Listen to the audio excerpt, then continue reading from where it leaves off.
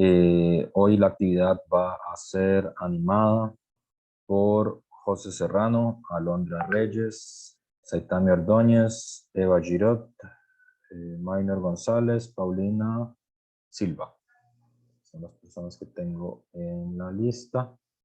Y bueno, ya han visto cómo es la dinámica. Solo avísenme si quieren que les recuerde cuando falten, no sé, 5 minutos o 3 minutos. Ahí cada quien maneja su tiempo como le parece. Entonces, no sé quién quiere saltar a la piscina primero. Yo voy a empezar, profe. ¿Va a empezar usted, Minor? Sí. Bueno, adelante. Entonces, Minor se tira a la piscina. No he habilitado la función de compartir. Ah, voy, sí. Adelante.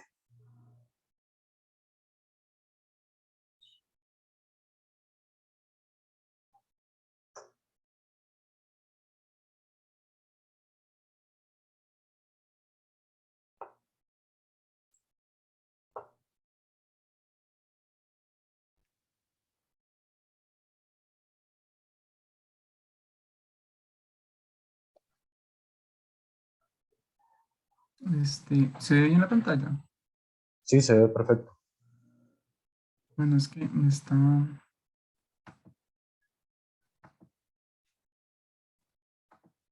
logro ponerlo en presentación.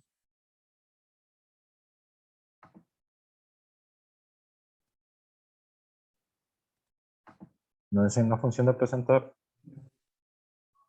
Ah, es que no se te trabó. Sí. Bueno, voy a abrirla desde el Tranqui. compañeros. Empecé por la lectura de Theodor Adorno. Es un filósofo que nació en Frankfurt en 1903 y es muy importante en particular porque pertenece a la Gran Escuela de Frankfurt, en donde se tienen grandes artículos que constituyen gran parte de nuestra filosofía contemporánea. Acerca de este filósofo, sabemos que fue también sociólogo, compositor musical y un gran crítico del arte. Y aunque no es psicoanalista, sí que implementa muchos fundamentos de esta disciplina en sus escritos. También se sabe que además de ser cofundador de la Escuela de Frankfurt, conlleva un gran criterio en sus ensayos.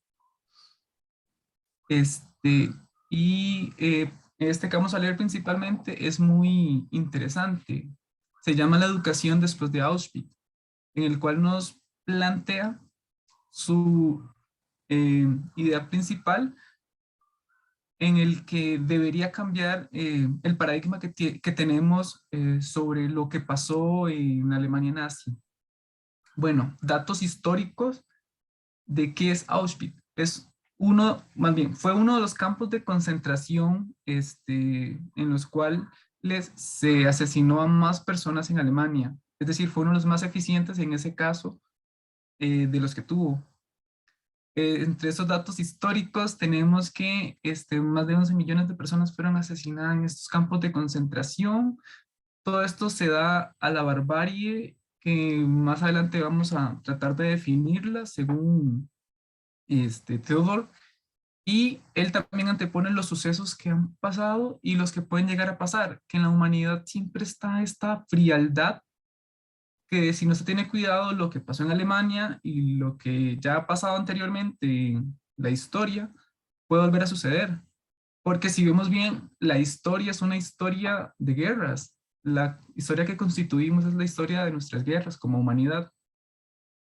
Entonces, partimos del papel que juega la educación. Aunque él no propone un plan de lo que debe constituir la educación, sí queda como algunos pequeños esbozos. Y él igual lo señala que no es importante, bueno, no es que no sea importante, que él no se va a enfocar en dar como aspectos fijos sobre cómo es la educación, sino más bien a dar como ciertas orientaciones. Entonces, partimos principalmente este, desde que esta educación tiene que ser desde la infancia, lo más posible, para que en edad pueda trabajarse con los niños, ya que se ve que en la infancia primera es donde se empiezan a ver los primeros síntomas de comportamiento en los niños. Y en conjunto con la ilustración general, esto con el fin de crear una conciencia, de ver al otro no como un enemigo, desde la frialdad que él va a proponer más adelante. Por lo mismo, él propone que la exigencia de Auschwitz es que no se vuelva a repetir esto en la educación, ¿verdad? Esa es como la exigencia de la educación, que no se vuelva a repetir lo de Auschwitz, principalmente.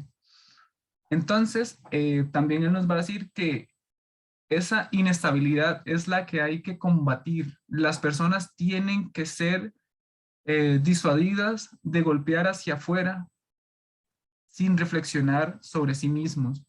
En esto consiste esa frialdad cuando uno no tiene conciencia sobre lo que está realizando y sobre el impacto que puede tener sobre las demás personas, tal como se vio, vamos, en Auschwitz. Entonces, esas son unas citas como que refrescan mucho lo que él quiere dar a conocer. La primera dice, parece como si la fatalidad histórica tuviera preparados para frenar la explosión demográfica, unas contraexplosiones, la matanza de pueblos enteros. Esto lo dice referente a que ha habido una gran explosión demográfica, las personas han empezado a multiplicarse grandemente y surgen grandes ciudades, y parece como una contrarrespuesta natural de, que lo siento un poco sarcástico, pero este, es lo que estaba en el texto. Luego también nos dirá que puede hablarse de una claustrofobia en la sociedad que se siente atrapada a sí misma, y desde aquí ya empieza él como a construir un estudio sociológico en el que las personas tienden a querer salirse de esta red que los atrapa y los hace estar como sometidos. Por eso mismo, después él incluso va a hablar del super yo, que es como la parte social que impone una normatividad, la cual puede irse por mal camino, pongámoslo así, en el caso de que un Estado imponga una normatividad cruel como la que impuso el Tercer Reich y los lleve a hacer atrocidades por la misma imposición que se tiene de la normatividad, de esta ritualización de los actos que ya se hacen simplemente por pertenecer al conjunto, al colectivo, porque salir de ese colectivo puede ser perjudicial. Es decir, si yo no soy de los que persiguen, puedo ser yo la víctima. Entonces, este sometimiento de lo social también está intrínseco en la persona y puede afectar desde la barbarie. Otra situación importante que plantea conforme a la educación para contrarrestar la barbarie es que en los pueblos está como menos dado esta desbarbarización, ya que hay como menos influencia de la educación o de lo que esto tiene que imponerse por medio de la educación, lo cual tal vez en estos tiempos más actuales no sé si sea del todo acertado, ya que tenemos tecnologías como el celular en el cual vemos noticias y podemos informarnos. Tal vez ahora en vez de hablar de los pueblos, como él lo mencionaba, yo diría más bien las clases sociales. Muchas veces las clases sociales que están muy, muy abajo son las que no tienen la oportunidad de poder acceder a esta información sobre la barbarie que se está dando en el mundo y poder hacer conciencia. Entonces, esa sería como un punto ahí a debatir, tal vez ya poniéndolo en contexto con nuestros tiempos. También algo que él viene a hacer énfasis es en lo que ya había mencionado anteriormente, es que esta palabra, creo que se pronuncia Brauchtum, que es el uso de la costumbre, de que todo eso se viene normalizando, un acto se viene normalizando y entonces vemos que cualquier acto bélico, si no se le da la profundidad que necesita y darle como estas cualidades destructivas que tiene la guerra, puede ser abrumador para uno porque el acto ya no tiene peso sobre la moral de las personas y esto constituye que las personas puedan este, entrar en conflicto, pero no le demos la importancia que necesita. Entonces, por eso otra cita que él nos da es que si tuviéramos que reducir a una fortuna, eh, prácticamente lo que él nos quiere decir es que todo esto tenemos que analizarlo a profundidad, tenemos que verlo con una perspectiva más crítica, tenemos que abordarlo principalmente en la educación. Por eso es importante para que no vuelva a suceder, y creo que esto lo repite muchas veces en el texto, que todo lo que realicemos tiene que ser con el fin de lo que pasó en Auschwitz, no se vuelva a repetir. Incluso él propone estudiar desde un psicoanálisis tal vez a los nazis, pero esto siempre que ellos estén de acuerdo, con el fin de poder analizar esos patrones de comportamiento y poder evitarlos en las futuras civilizaciones. Pero solo si ellos están de acuerdo, porque si no están de acuerdo, entonces estaríamos haciendo lo mismo que ellos hacían, lo cual estaríamos cayendo en la barbarie que ellos cometieron. No sé si me explico bien, pero bueno. También afirma que esto se da a un fetichismo de lo tecnológico. Minor, queda un minuto. Oh, perdón, voy a terminando con esto. El fetichismo de lo tecnológico se basa más que todo en que le damos más importancia a la tecnología y cosificamos al hombre. Ya el hombre no es un individuo, sino que más bien es una cosa para realizar algo. Y esto lo propone con el ejemplo de que las personas que crearon los trenes para llevar a las personas a los campos de concentración, ya no le importaban las personas que iban al campo de concentración, sino la eficacia de los trenes. Bueno, voy a pasar ya a la parte final, en la que él nos dice que esta conciencia cultural es un conjunto que pertenece realmente de la idea de que los rasgos en Auschwitz ejercieron una influencia que reviste en un carácter patógeno.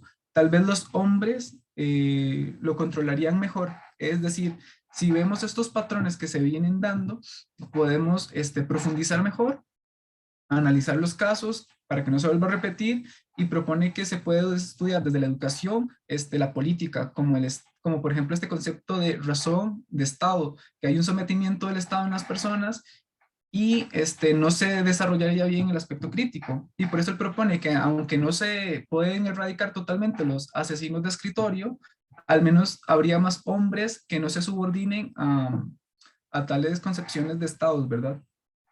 Entonces, este es como el fin último que él quiere darnos a entender y rescatar en la educación, que no se vuelva a repetir lo de Auschwitz, y que rescatemos el aspecto crítico. Creo que es importantísimo. Creo que sería más que todo. Ok, Minor. Gracias. Eh, Después de Minor, seguiría. ¿Quién quiere seguir? Eva. No, no te oyes, Eva. Bueno, Eva por el momento no puede.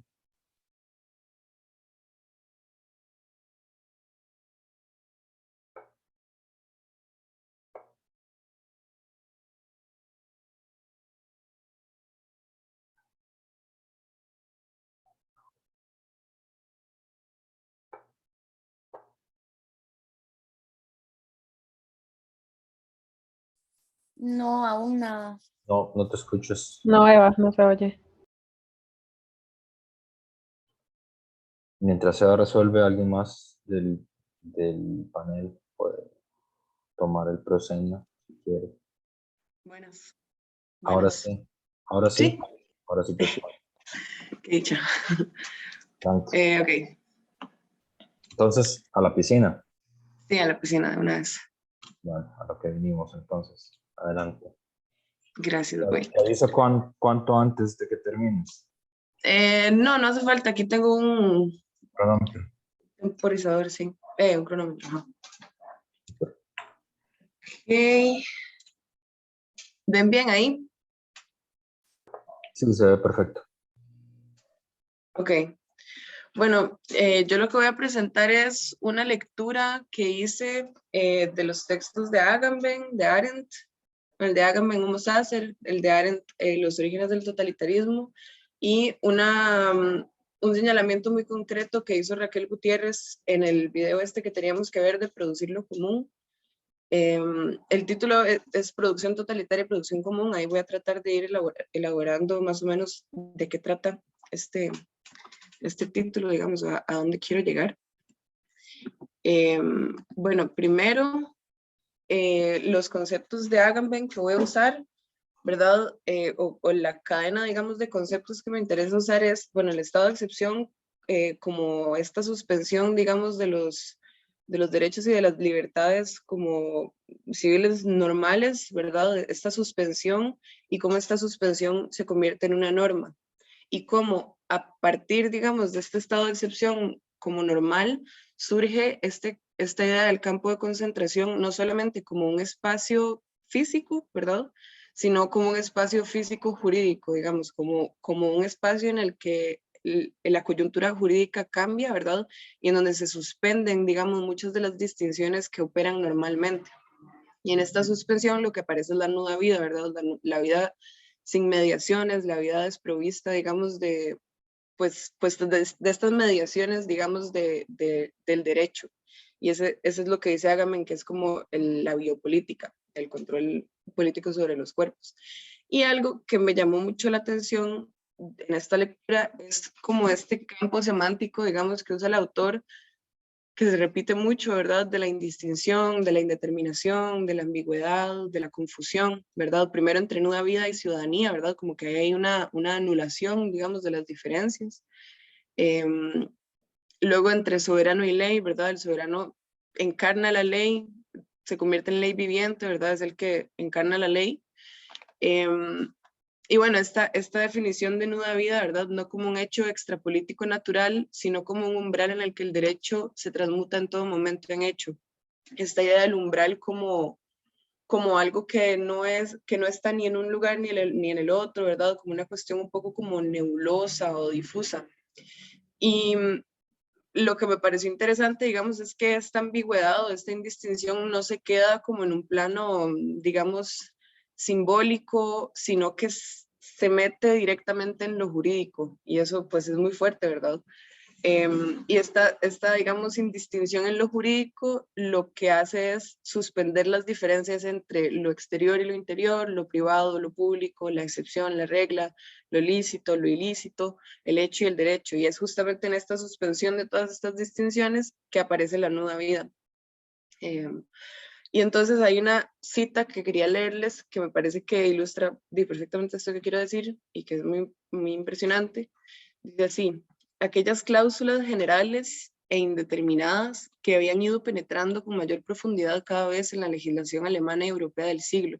Así señala Schmidt, que era el jurista nazi, ¿verdad? Conceptos como buenas costumbres, obligación de actuar, motivo importante, seguridad y orden públicos, situación de peligro, caso de necesidad, que no remiten a una norma, sino a una situación. Esto es el estado de excepción, nada más que la situación deviene norma, ¿verdad? Y dice, bajo la acción de estas cláusulas que desplazan la certidumbre y la calculabilidad hacia el exterior de la norma, todos los conceptos jurídicos se hacen indeterminados. Y entonces, pues, la siguiente pregunta que yo me hice es, ¿de qué les sirve, digamos, al estado de excepción, de qué le sirve al soberano, al totalitarismo, al régimen, este estado de indeterminación, ¿verdad? Por un lado, lo que me parece es que esta cita, digamos, lo que muestra, ¿verdad? Esta cuestión de la situación de peligro, por ejemplo, ¿verdad? Este recurso ideológico de el afuera y el adentro, y como indicar que hay un afuera peligroso que se quiere meter adentro y que nos quiere hacer daño, ¿verdad? Ese es un mecanismo, digamos, que lo que hace es crear una cierta identidad, y eso es importante, ¿verdad? En el régimen, pues, totalitario, la cuestión de la identidad unitaria. Por otro lado, me parece que esta determinación, sobre todo en el ámbito jurídico, lo que permite, digamos, es como mucho espacio abierto, indeterminado, en donde justamente se abre la posibilidad de eso que dice Arendt, que todo es posible, ¿verdad? En esa ambigüedad, como en esa indeterminación, digamos, es ahí donde quizás es donde pasa todo eso, como toda esta cuestión del horror y de esa extrema posibilidad de todo. Y luego pasó a Arendt, con los orígenes del totalitarismo. Los conceptos que me interesan son los de atomización social y anillo de hierro, que llevan iniciando desde hace como 5 clases con estos conceptos. La atomización social como aquello que proporciona la masa básica para la dominación totalitaria, ¿verdad? Y el anillo de hierro es como que lo veo como dos movimientos, ¿verdad? Primero la atomización como esta idea como de una separación aislante, y luego el anillo de hierro como más bien como un movimiento hacia adentro que digamos, eso que dice, ¿verdad? Individuos tan estrechamente unidos como si su pluralidad se hubiese fundido en un hombre de dimensiones gigantescas. Entonces es como un movimiento que primero aísla y luego en esa condición de aislamiento junta, digamos, a todos los individuos, y esos dos movimientos que al mismo tiempo, bueno, ahí lo puse, que me recuerdan a la noción de pueblo sin fractura de Agamben, ¿verdad? Como una pretensión como de un pueblo que no tenga fugas, que no tenga diferencias, ¿verdad? Lo que genera justamente es esta noción de masa o de hombre masa, ¿verdad? Que su característica es el aislamiento, la falta de relaciones sociales normales. Las masas, ahí dice, las masas no se mantienen unidas por la conciencia de un interés común y carecen de esa clase específica de diferenciación que se expresa en objetivos limitados y obtenibles. Por una parte, esta cuestión de que no hay un común, ¿verdad? Que eso es muy importante.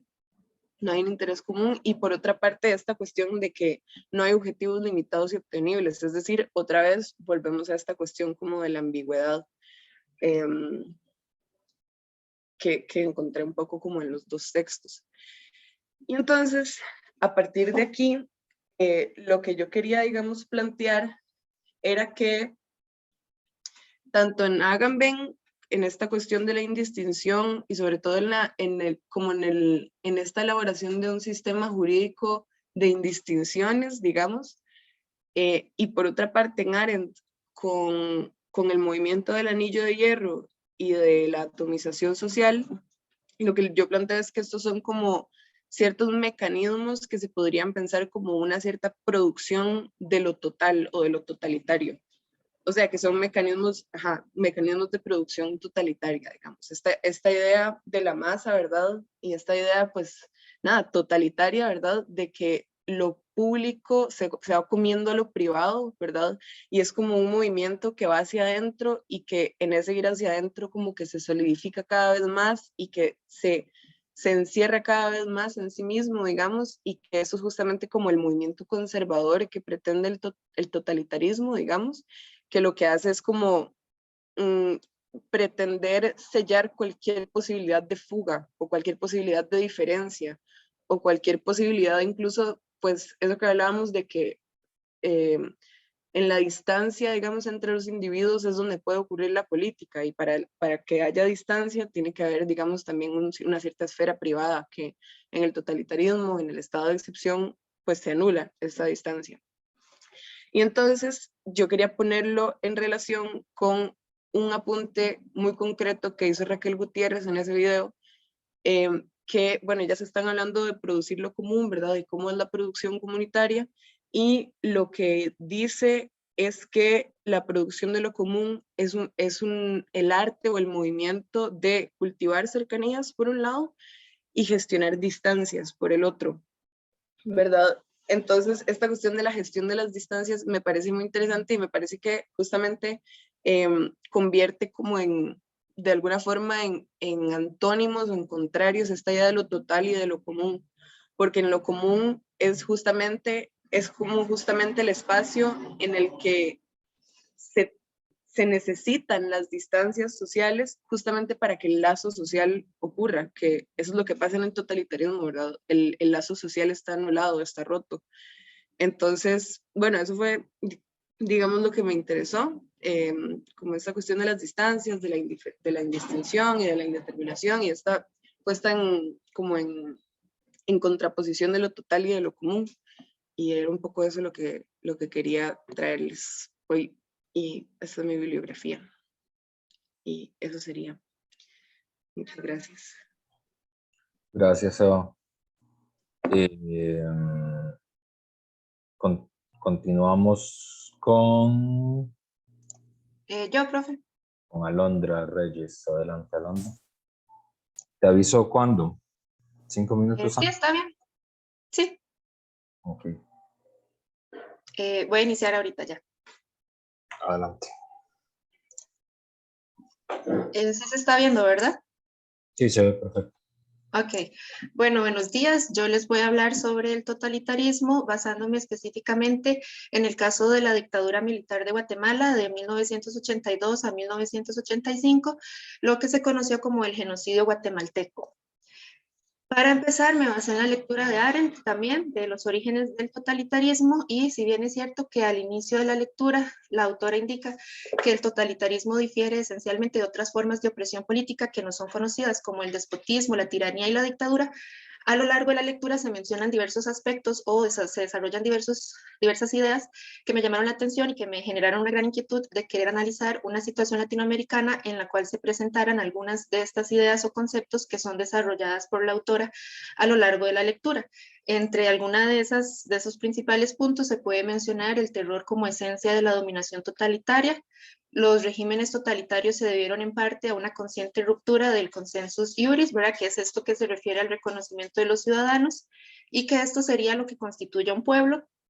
También que se ha formulado juicios sobre las razas que son consideradas inferiores o individuos incapaces de vivir, las clases moribundas o los pueblos decadentes, y el terror sentenciaría a muerte a estas clases consideradas inferiores. Y el concepto de enemistad es reemplazado por el de conspiración, que es un aspecto que voy a mencionar más adelante en relación al caso de Latinoamérica.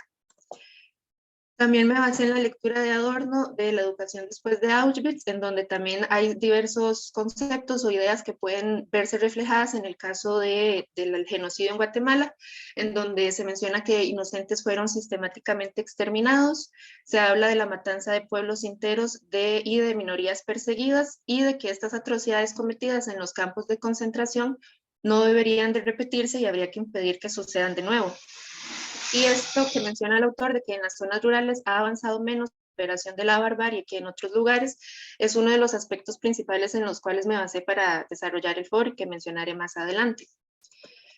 Con respecto al análisis de caso que traje, es la dictadura militar de Guatemala del 82 al 85, que se conoce como genocidio guatemalteco o tierra arrasada.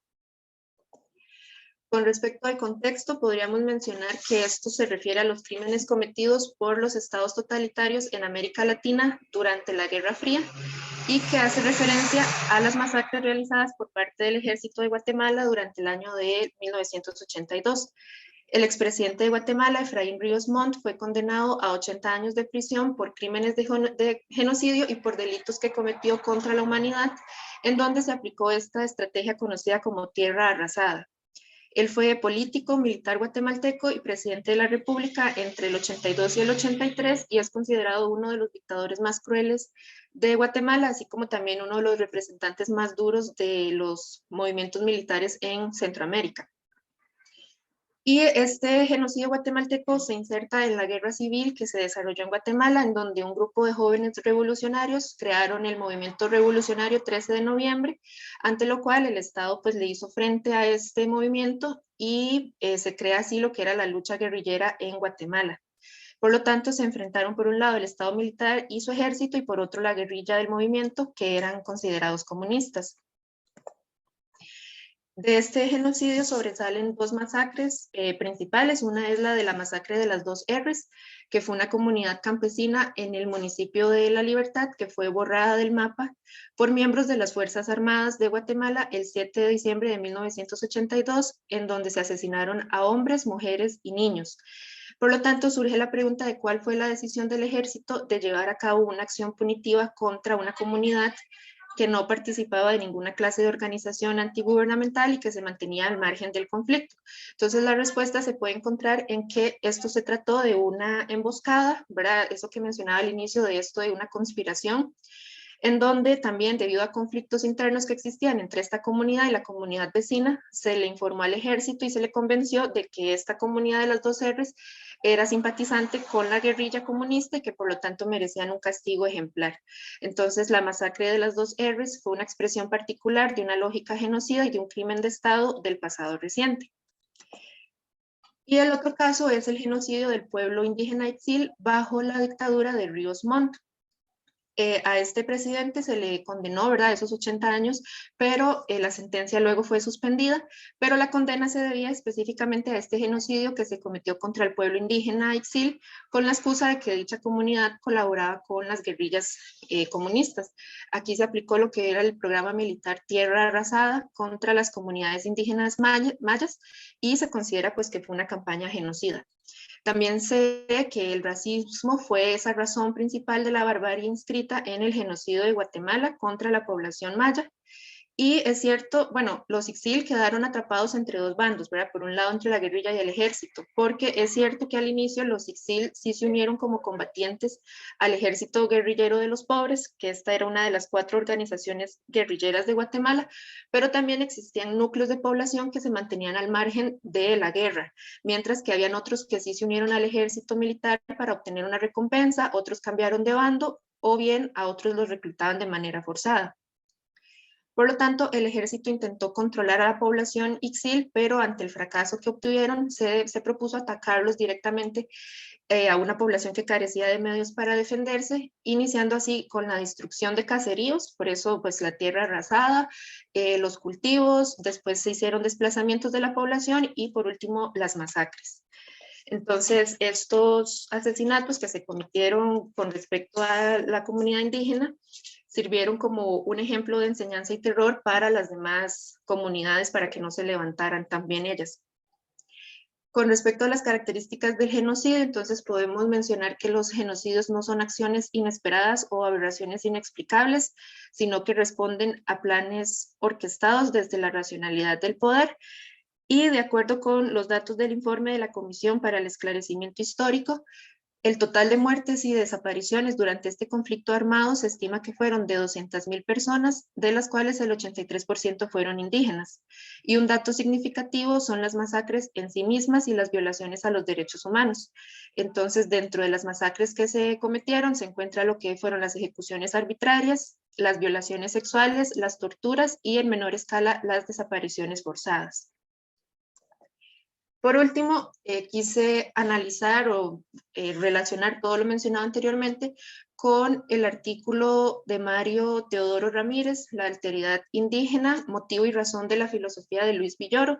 Luis Villoro fue un filósofo español nacionalizado mexicano en donde él habla de este tema de la alteridad como una condición o capacidad de ser otro o distinto. Entonces, en el artículo... ¿Perdón? Ok, gracias. En este artículo se desarrolla el tema del otro, que es este aspecto ligado a la alteridad indígena, al ser un otro sujeto y un sujeto otro del indígena, el cual es igual que nosotros, pero a la vez es visto como diferente y distinto. Y en el libro Los grandes momentos del indigenismo en México, el autor lo que hace es un análisis crítico de cómo la sociedad mexicana ha comprendido e incomprendido a los indígenas y constata como esta condición del indígena visto como objeto de dominación y expoliación, pero nunca visto como un sujeto. Entonces, el indígena mexicano, pero que en este caso se aplica igualmente para lo que vivieron las comunidades indígenas guatemaltecas en los 80, él dice que han vivido a lo largo de la historia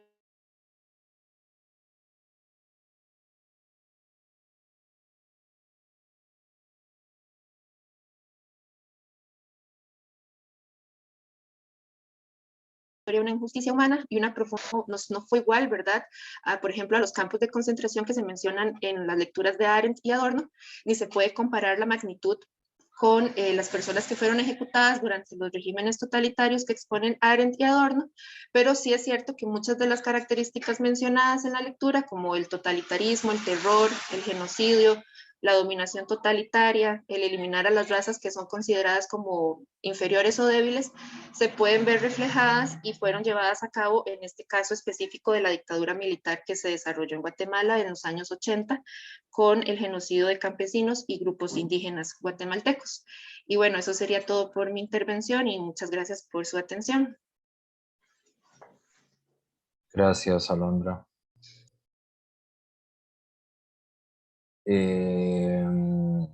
Continúa quién. Sigo yo, Paulina. Yo lo grabé, entonces les voy a compartir el video. Ah, bueno, adelante.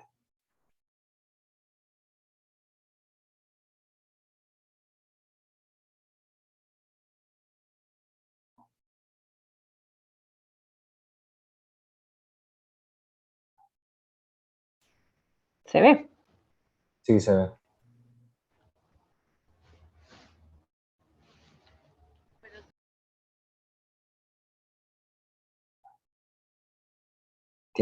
Si vas a compartir, tienes que mejorar el sonido del video, Paulina.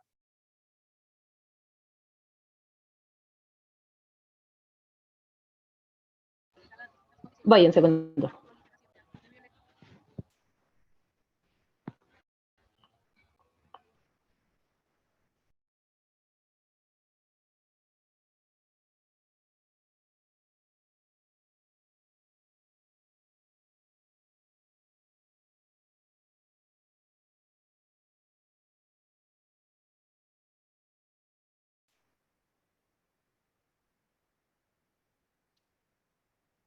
Buenos días, mi nombre es Paulina Silva González y para el foro voy a hacer un pequeño análisis del problema del acoso escolar a partir de las ideas de Theodor Adorno. En el texto La educación después de Auschwitz, Adorno analiza las distintas condiciones que causan la proliferación de actos de violencia y que podrían dar paso a un nuevo Auschwitz. La primera condición corresponde a la psicología de las personas que llevan a cabo estos actos impensables. Adorno teoriza que existen mecanismos que posibilitan que los seres humanos sean capaces de estas atrocidades, y el hecho de que no se visualicen tiene como consecuencia que las personas terminen por dirigir su agresividad hacia afuera en lugar de reflexionar sobre sí mismas. Propone que las condiciones psicológicas que permiten la existencia de este tipo de individuos se forman en la infancia. Por esta razón, la educación durante esta etapa sería clave a la hora de prevenir que se repitan los hechos.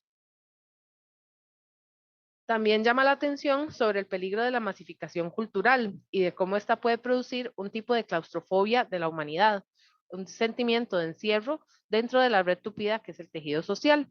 Esta dificultad para escapar a la estandarización causa una furia contra la civilización, que se vuelve violenta e irracionalmente contra ella. Para este autor, la salida de esta ira históricamente tiende a darse especialmente en contra de aquellos percibidos como socialmente débiles, es decir, aquellas personas que no se adaptan a la media por distintas circunstancias, como diferencias en su condición socioeconómica, su identidad de género, su tipo de personalidad o sus capacidades distintas. Desde finales del siglo XX viene incrementando la violencia dentro de las esferas educativas, lo que ha derivado en un grave problema de acoso estudiantil o bullying, que se manifiesta en distintos ámbitos como el acoso verbal, físico, sexual o digital.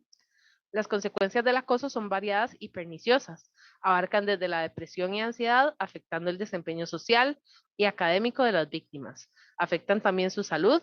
Algunas veces se ven forzadas a abandonar los centros educativos y algunos han llegado hasta el suicidio. Un bajo porcentaje de las víctimas responde al abuso con comportamientos extremadamente violentos y buscan represalias.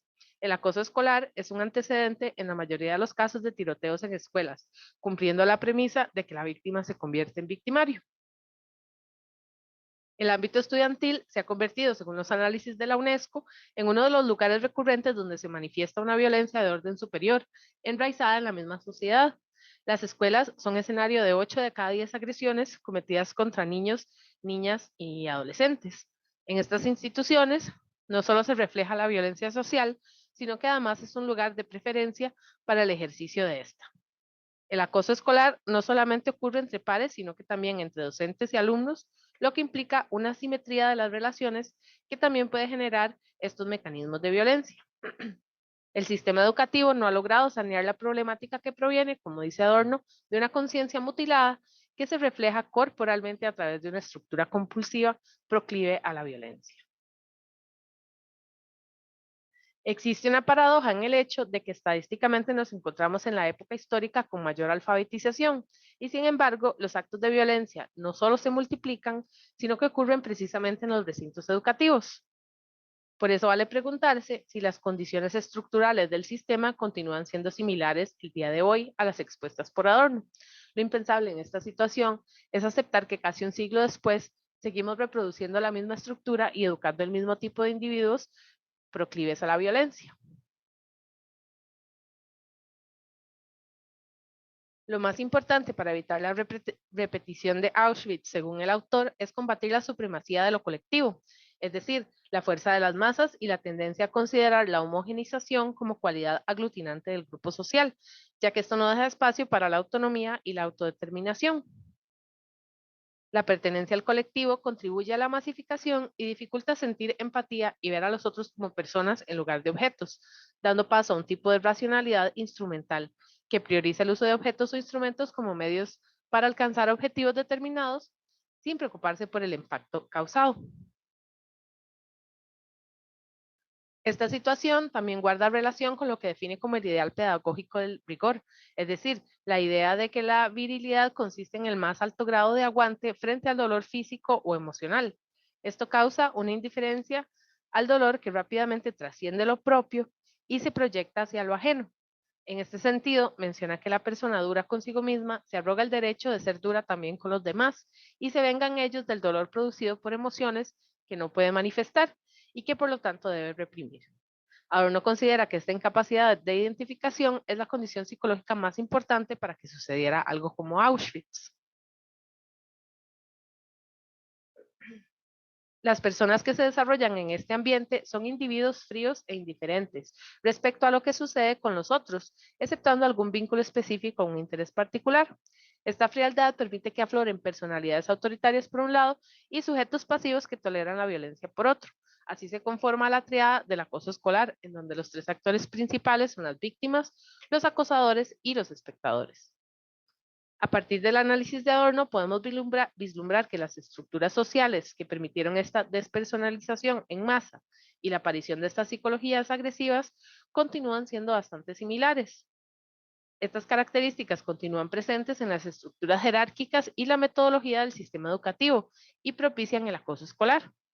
Podemos incluir las nuevas tecnologías de comunicación como un factor a tomar en cuenta en el crecimiento de la violencia, así como el deterioro del sistema educativo en lo que respecta a las enseñanzas de las humanidades que fomentan el pensamiento crítico y la empatía.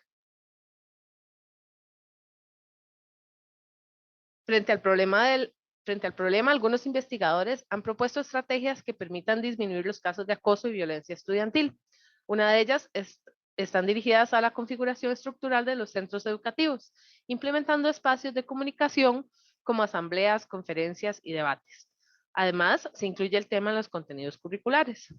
Se implementan además programas de información sobre el acoso escolar y estrategias para reconocerlo y tratarlo.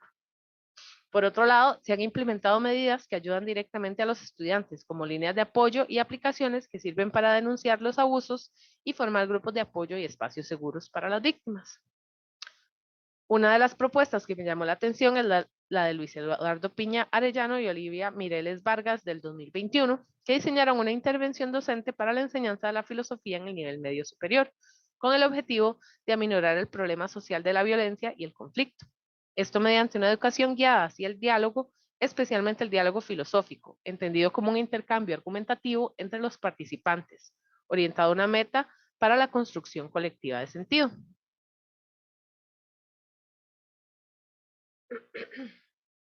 Su propuesta es que en la actualidad no basta transmitir contenidos filosóficos, sino que es necesario crear formas de interacción y estructuras que reduzcan la posibilidad de generar formas de exclusión y violencia derivadas de las disposiciones normativas que rigen el aparato escolar.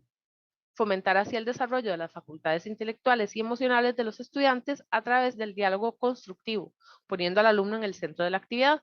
Se busca un aprendizaje colaborativo a través de, primero, el diálogo constructivo, que implica asumir que no solo es discutir para ganar o imponer una postura personal de los participantes, sino para construir con nosotros un espacio común y lograr metas colectivas. Y segundo, mediante el trabajo colaborativo, que se basa en una visión sociocultural del aprendizaje, es decir, que el aprendizaje se incrementa cuando los estudiantes desarrollan destrezas cooperativas para aprender a solucionar los problemas y acciones educativas en los cuales se ven inmersos. Según los autores, estos mecanismos de interacción permiten que la comprensión sea compartida y que el resultado del trabajo sea obra de todos. Esto distribuye la responsabilidad de los logros y la autoridad entre el grupo. Después de poner en práctica la metodología, sostienen que estas actividades grupales son favorables para hacer posibles los diálogos en el aula y que pueden servir para promover una cultura de paz y relaciones armónicas entre el estudiantado y los docentes. Lo que me parece más interesante de la propuesta es que justamente se dirige al mismo lugar que Adorno, es decir, un sistema educativo en el que no prevalezca ni la masificación ni la individualización, sino la colectividad inclusiva, respetuosa, igualitaria y plural. Este tipo de vínculos elimina la frialdad que conduce a la violencia en distintos ámbitos. Les comparto un poco de la bibliografía que utilicé y eso sería todo. Muchísimas gracias.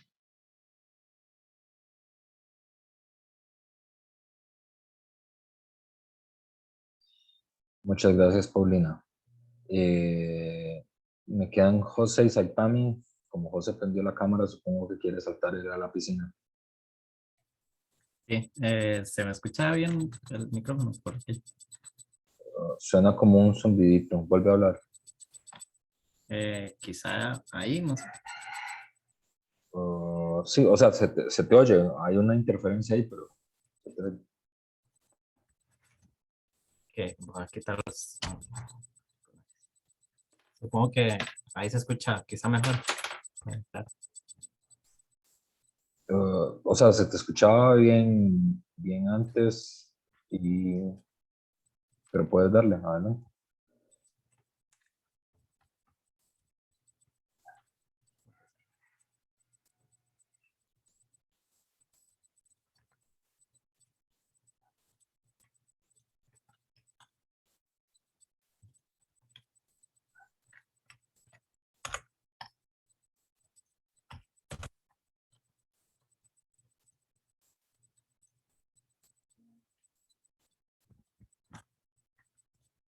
Listo. De manera general, lo que tratan en el foro es analizarle desde el libro de la pandemia de Zizek, los desafíos de la humanidad propuestos por la antropología filosófica desde Malichev. En el libro Pandemia se utilizan los siguientes capítulos, que sería el ahora mismo estamos en el mismo barco, donde Zizek habla sobre de que no podemos simplemente aislarnos y tratar la pandemia como sí mismos, sino que todos estamos en el mismo barco. Al final, si mi vecino está contagiado, también me afecta a mí, así como a mí, a él.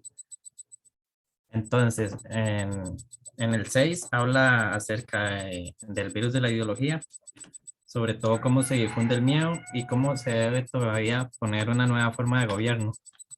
No más muros y cuarentenas, sino más bien un sistema de solidaridad que nos ayude entre nosotros. En el 7 se habla, titulado Cálmate y entra en pánico, se habla acerca del pánico, porque el pánico nos ayuda sobre todo a tomarnos en serio el virus, no es simplemente como que hay que tener cuidado, sino entrar en pánico para actuar de alguna manera para posteriormente cambiarlo. Y no solo esto, sino que el pánico como que aquello que va a colapsar, estar previendo que va a colapsar algo como el sistema económico o demás, de manera que podamos prevenir eso. Vigilar y castigar habla acerca del control y regulación que hasta ahora ha sido impensable, de manera que se va viendo el eje temático de pensar lo impensable, como hemos estado en cuarentena, o como en países europeos se utilizó que tenían que estar sí o sí en la casa, o como en China pudieron llegar a controlar. Sobre todo, él resalta el hecho de que en países democráticos se viera esto, en China no tanto, porque el tipo de control es, por así decirlo, común o normal. En el 9 se utiliza por el concepto de incertidumbre que se tiene y porque hay cambios radicales que no se habían visto. La barbarie con rostro humano se refiere a despiadadas medidas de supervivencia aplicadas con pesar, incluso simpatías legitimadas por expertos. Y por último se usa el comunismo barbarie. Esto porque se vuelve a establecer el sistema de solidaridad que no debe ser, como dice él, América para sí mismo, sino la concepción de que estamos en el mismo barco. Por parte de Malichev se toma el texto Antropología Filosófica, concientización de los desafíos que enfrenta el hombre. En esta primero hace una distinción entre el ser humano antiguo, por así decirlo, y cómo el ser humano contemporáneo se diferencia de este. Antes se tenía una imagen estable, se quería saber quién era, al contraste del ser humano contemporáneo, que viene una entrecruzada. Él se caracteriza por no saber lo que es y sabe que no sabe eso. Entonces, la antropología filosófica parte como esta necesidad que radica en la comprensión y evaluación de nosotros mismos y de quienes dependemos. Sobre todo se enfoca a Malechev en la naturaleza y cómo nos relacionamos con el mundo. De manera general señala estos conceptos como los desafíos que tiene. Entre poder sería el poder de dominio, que el ser humano tiene el poder de dominar las cosas, pero no tiene como un poder concreto sobre este mismo poder y las causas inmediatas que puede causar en la naturaleza. La naturaleza se toma también como la naturaleza desconocida, que no se sabe qué va a pasar o qué puede pasar, y la naturaleza domesticada. En este caso es bastante concreto con lo del virus, ya que se tenía controlado donde quizás surgió el virus y se descontroló. Esta naturaleza domesticada, por así decirlo, pudo revelarse. La cultura ya no se toma, bueno, antes se tomaba o puede todavía tomarse quizá como un escudo ante los fenómenos que puedan suceder. Sin embargo, esto está cambiando, ya que no se toma como esa seguridad que se tenía antes, que también se da entre el ser humano antiguo, que tenía una suerte de seguridad en la cultura y ahora no. La inestabilidad de la imagen del ser humano, que ya no sabe lo que es y tampoco tiene como claro, ya que según los avances que se han tenido entre, por ejemplo, ingeniería genética, no se sabe esta selección natural a qué nos llevará. También toma el concepto de condensación de innovaciones, que hace referencia a los cambios, varios cambios que ha tenido en un corto periodo de tiempo en el que se pierden las bases. Algo así podría decirse en el desarrollo tecnocientífico, que va a grandes pasos y todavía no se logra como condensar la base. Y como principal desafío es la incertidumbre. El ser humano contemporáneo está en constante incertidumbre, no sabe lo que va a pasar y tampoco se viene en todo este conjunto, no tiene como un seguro y no sabe lo que es. Entonces, la antropología filosófica parte del pensar que el hombre se encuentra en una situación de peligro ecológica, social, psicológica y existencial. La pandemia del COVID-19 y los desafíos de la humanidad. Zizek habla acerca de la fe y confianza en el gobierno, cómo se tenía confianza y a la vez no en el gobierno, que es por políticas que se han venido diciendo, no se dilucía la verdad o alguna manera certera de afrontar la realidad mediante el Estado. Hay un principio de incertidumbre a partir de la pandemia, entre las relaciones sociales, entre qué pasará con la humanidad, cómo se abordará la pandemia. Y establece como quizá una solución, sería este principio de solidaridad. Después menciona más el comunismo, que tenemos que tener una conciencia ecológica y saber que tenemos la crisis económica, médica y de salud mental. Como cita, menciona que el problema es que aunque la vida vuelva a la normalidad, no será la misma normalidad que antes del brote. Las cosas a las que estábamos acostumbrados como parte de nuestra vida diaria ya no se darán por sentadas. Tendremos que aprender a vivir una vida mucho más frágil con amenazas constantes. Tendremos que cambiar toda nuestra postura ante la vida, ante nuestra existencia como seres vivos, entre otras formas de vida. Y que respecto a lo que dice del desafío de la naturaleza y la condición que tiene, que tal vez esto no es lo más perturbador que podemos aprender de la actual epidemia viral. Cuando la naturaleza nos ataca con virus, en cierto modo nos está enviando nuestro propio mensaje. El mensaje es: lo que me hiciste a mí, ahora te lo estoy haciendo a ti.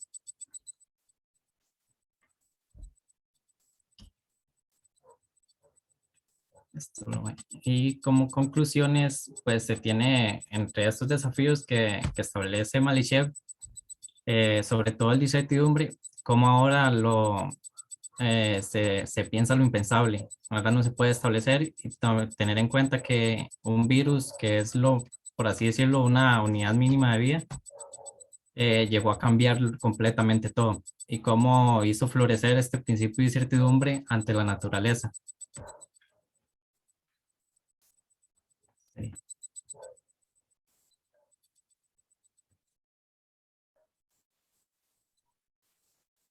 ¿Ya, José?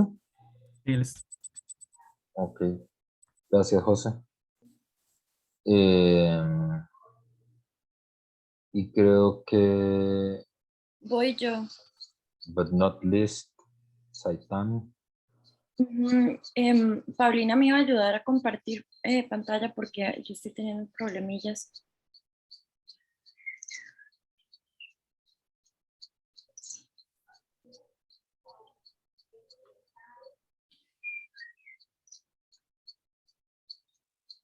Gracias. Bueno, mi propuesta se llama ¿Cómo no hacer nada? Una respuesta a los nuevos totalitarismos. Y pues me estoy basando en Žižek o Žižek. Mi esloveno no está muy bien. Y entre otros autores y autoras también tomo un poco a Hannah Arendt y un poquito a Cioran, sobre pensar lo imposible. Si querés, te das a la siguiente. Primero, tomo la frase que utiliza Žižek en uno de sus textos de pandemia, que es Arbeit macht frei, el trabajo te hace libre. Es la frase alemana que se colocaba sobre los accesos a los campos de concentración de Auschwitz y entre otros, o sea, se repitió en varios campos de concentración y fueron establecidos por el régimen, obviamente, nazi. Žižek toma esta frase y la analiza en el sentido de por qué estamos cansados todo el tiempo, y es una forma un poco oscura de analizar la frase, tomando en cuenta que los campos de concentración eran de trabajo forzado, de explotación y de exterminio masivo de seres humanos. Si quieres, le das a la siguiente. Entonces, Žižek plantea que por qué estamos cansados y cansadas todo el tiempo. Nos encontramos en una sociedad de autoexplotación. El mercado capitalista nos ha llevado a que la forma en que entendemos el éxito y el desarrollo integral como seres humanos es a través de la explotación, ya no en el sentido de un mercado primitivo donde era el patrón el que explotaba a la clase obrera, sino ahora somos nosotros mismos, la clase obrera, los que como medio de subsistencia, y no solo de subsistencia, sino que de éxito, nos autoexplotamos y nos llevamos a un colapso de trabajo excesivo como parte del funcionamiento de este nuevo o moderno sistema capitalista. Que además se tiñe de glamour por medio de condiciones que nos hacen incluso querer pensar que no estamos siendo explotados y explotadas. Pero esto además se radicalizó por medio de las condiciones precarias en donde teníamos que trabajar durante la pandemia, en donde no teníamos un horario, la mayoría de quienes trabajábamos desde casa no teníamos un horario establecido, muchas veces trabajábamos de más, con llamadas a cualquier hora del día, revisando correos desde que amanecía hasta que anochecía, videollamadas que además son agotadoras, estar frente a una computadora hablándole a una pantalla, no sabemos si las personas están ahí, parecía un ritual ahí como de qué sé yo. Y pues dice Žižek que el activismo y la praxis, la tecnificación unilateral y la obsesionada entrega al mundo del trabajo de esta vida moderna no pueden considerarse como parte de una vida activa humana, sino como modos de su mixtificación. Y pues entonces el trabajo es un problema, y ahí es cuando Žižek toma esta frase que veíamos al principio.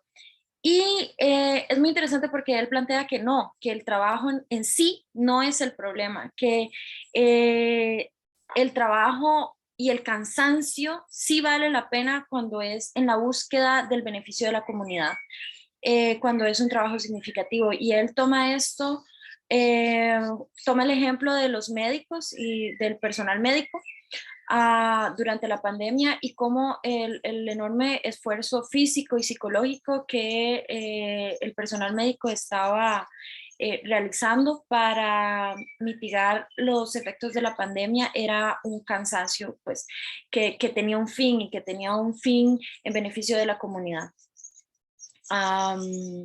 Si querés, continuamos.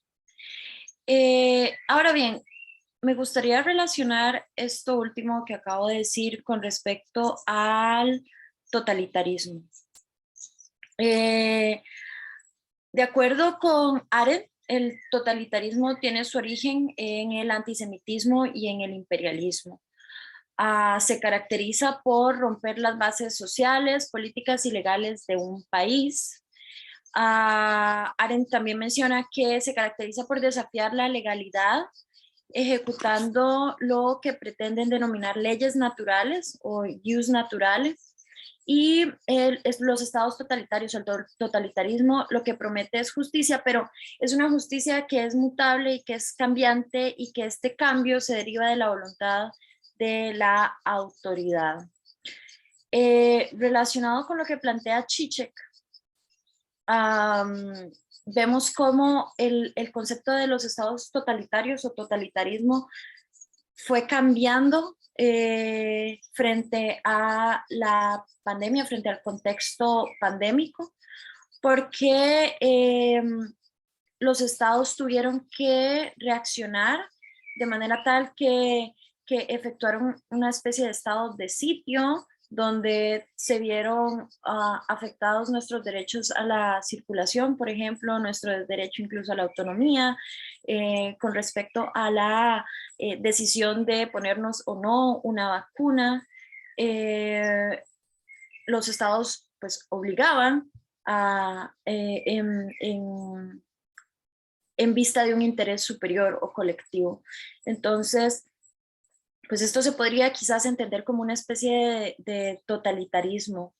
Arendt menciona también que en el totalitarismo el terror se convierte en total cuando se toma, independientemente de toda oposición, domina de forma suprema cuando ya nadie se alza en su camino. Y es posible pensar el terror en el sentido de soledad y aislamiento como una condición necesaria para una dominación total.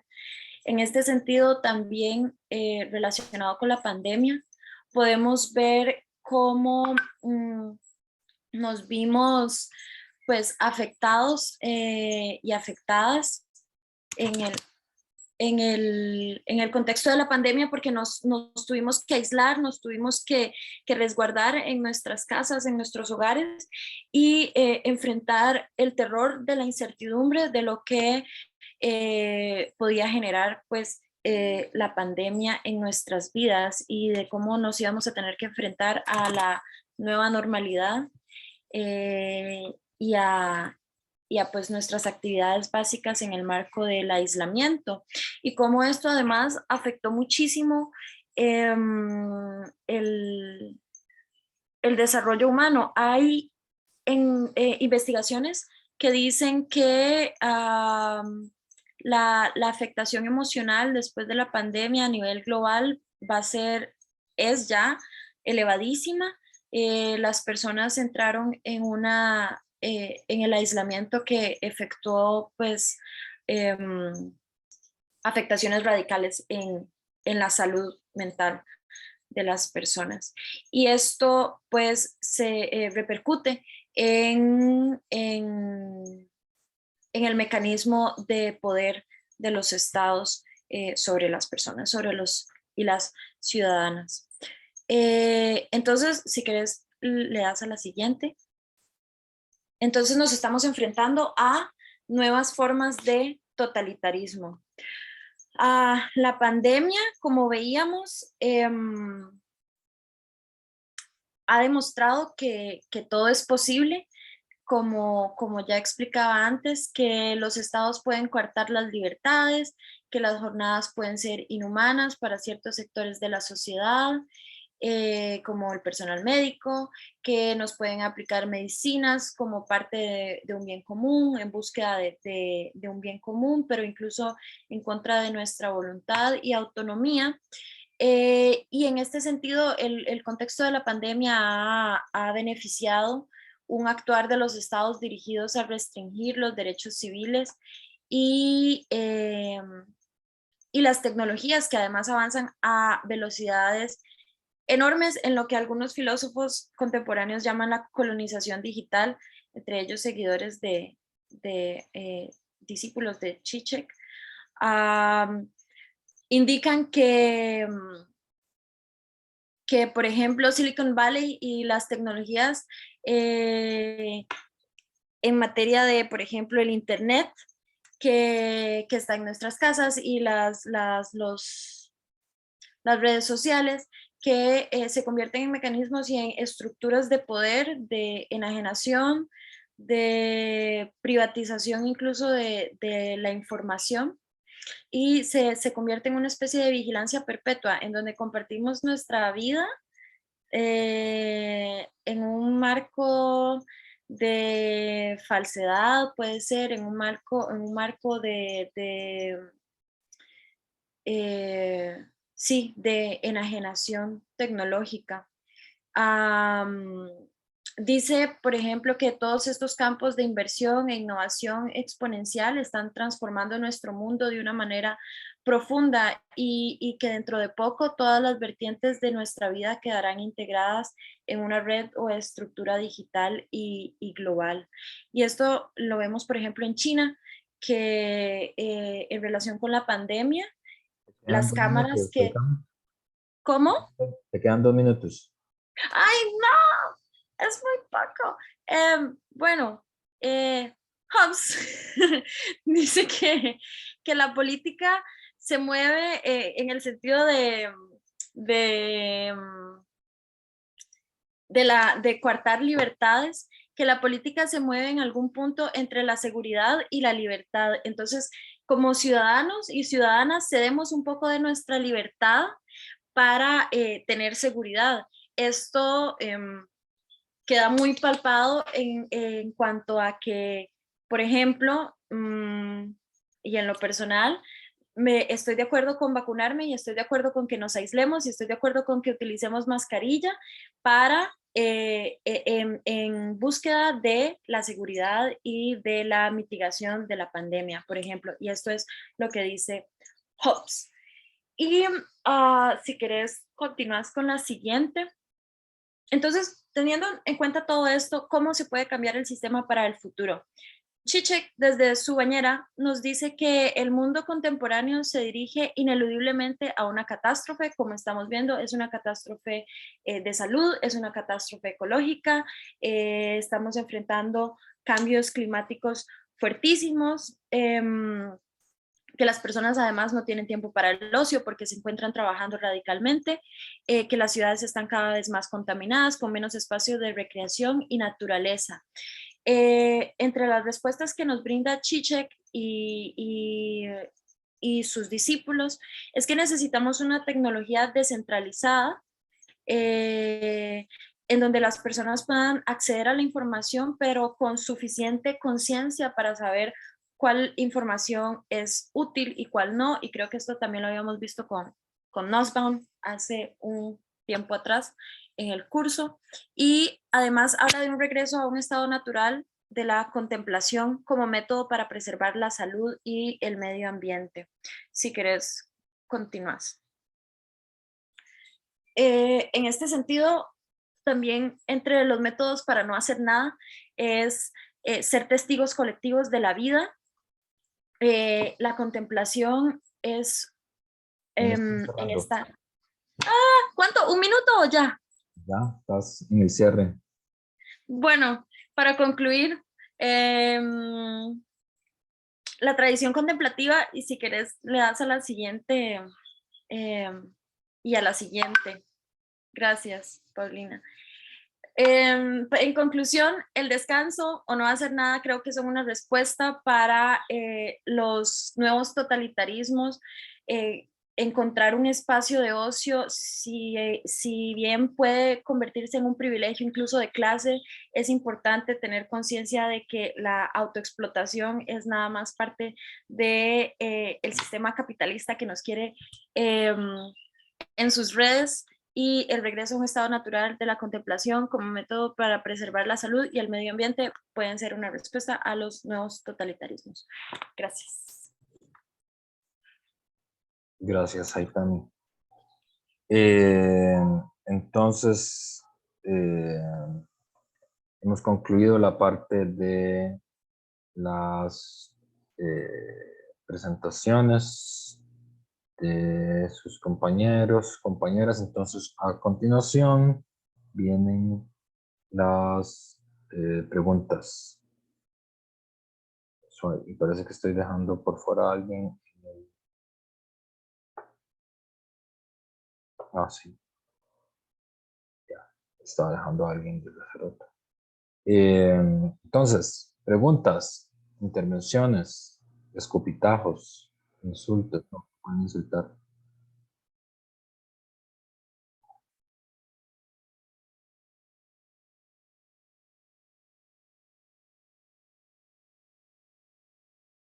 Preguntas del público. Emanuel González. No tengan piedad porque nadie va a tener piedad con ustedes. Es el principio de este ejercicio. Sí, era para la compañera que acaba de exponer, Aitami.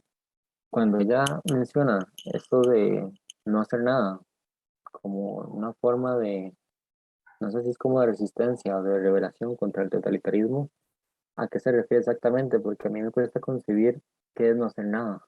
O sea, yo no sé si es exactamente un sinónimo de descansar o qué. Porque yo estaba pensando en el ejemplo de, de cuando estaban como el feudalismo, que las personas tenían que pagar como una cierta cuota al rey. El simple hecho de no pagar la cuota ya era una forma de resistencia, y prácticamente como todos se ponían de acuerdo podrían hacer que el rey cayera o el sistema económico del momento. Entonces no sé si podría profundizar un poco más de qué no hacer nada, por favor. Ahora, Sí. Edgar, vamos a coleccionar varias preguntas y luego responden de atrás para adelante. Edgar. Hola, ¿cómo están todas, todos? Buenos días. Bueno, muy interesantes todas. Me pareció como interesante, principalmente que, pues que la mayoría, ¿no? Intentó hacer como esbozos del totalitarismo a partir de las diferentes lecturas, pues de Arendt, Adorno, Agamben, y como que de alguna manera se intentaron buscar también como salidas, ¿no? Como de ello. Quería como preguntarles a los que abordaron el tema del totalitarismo, como que piensan como de este llamado giro autoritario, no, totalitario más bien, que está como que está teniendo el país, ¿no? Que se ha escrito un poco. Hace poco salió un libro bueno, hay como varias referencias, ¿no? Un libro del Centro de Investigaciones Históricas, creo que era, que trabaja el gobierno de Carlos Alvarado. Otro estudio como el del 2012, que también esboza ya como tendencias en personalidad como autoritaria, totalitaria. No sé, como varias referencias. Entonces, como que pensaban de eso, si les parecía exagerado, si era adecuado, qué manifestaciones ven, y como de las salidas como que veían o proponen, como qué alternativas abren, digamos, como en la coyuntura de la política nacional, que es como una pregunta que me llamaba la atención.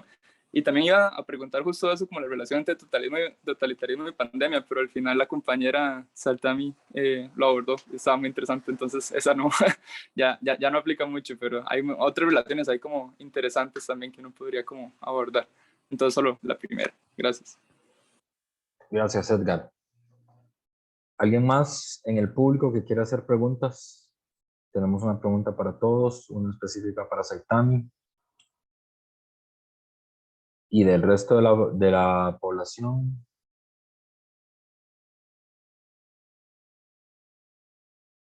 Bueno, sí, yo tengo una duda. adelante, vale. También para Saitami, no sé si es que tal vez no lo escuché o lo interpreté de esta manera, pero quizás esta no hacer nada o esta idea de descanso no es puesta desde una posición, valga la redundancia, como de virtud sobre los demás. Por ejemplo, una persona que no tenga las mismas eh, ingresos o la misma situación económica que yo, por ejemplo, no va a poder decir, bueno, puedo tener un tiempo para descansar y apreciar, por ejemplo, la naturaleza, que es como la respuesta a todo esto, pues.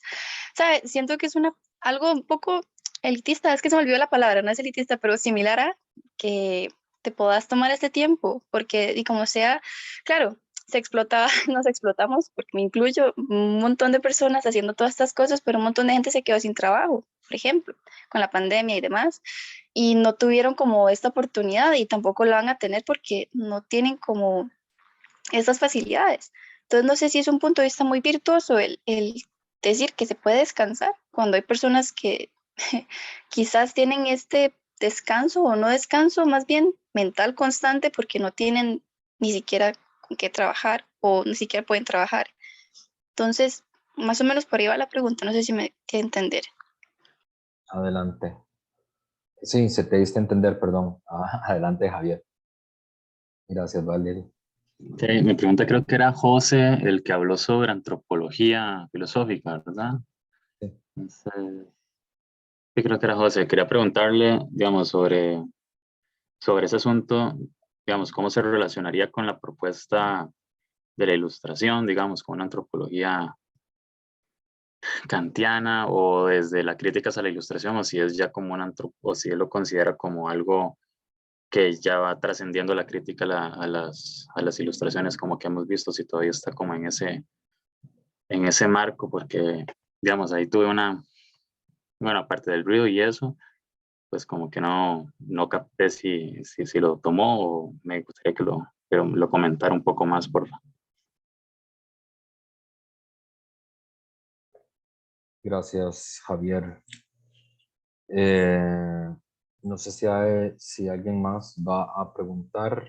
Obviamente los panelistas tienen que tener las preguntas amarradas. Si no, yo voy a aprovechar para hacer las mías, por si alguien todavía tiene dudas.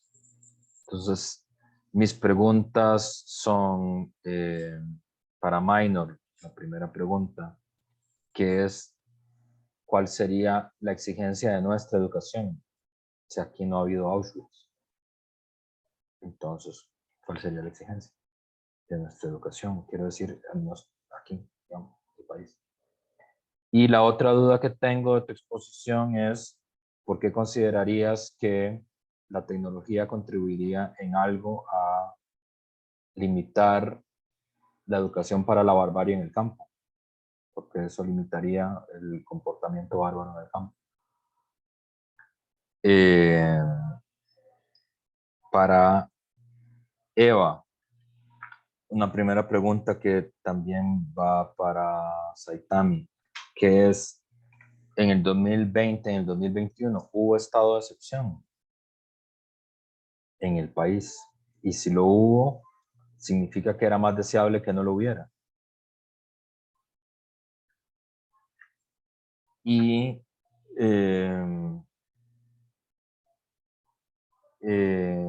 ok, quedó puntos más enredados. Y para Eva, también, si podrías construir un ejemplo de nueva vida en el país.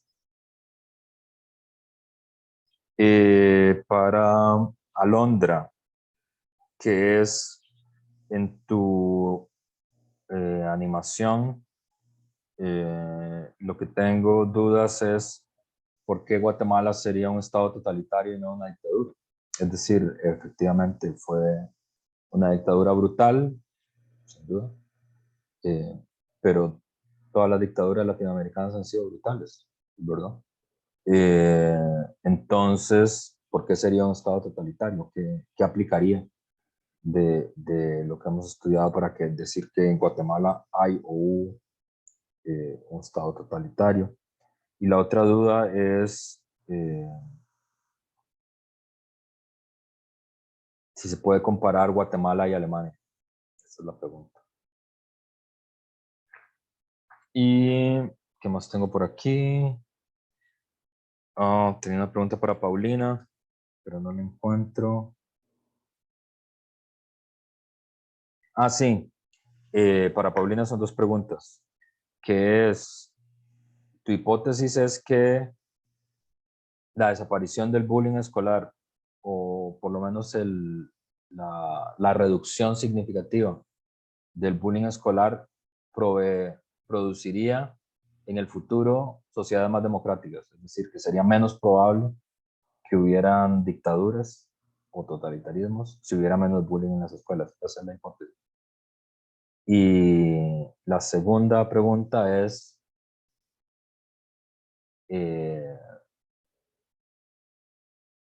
si a vos el uniforme escolar te parece un elemento de estandarización proclive a fomentar los valores totalitarios. Eso es la pregunta. Y para José, la pregunta es, en el marco de la pandemia, este espacio de seguridad, esta distinción entre cultura y naturaleza que vos usaste en la exposición, donde siempre se ha entendido que la cultura es nuestro lugar de refugio frente a la naturaleza.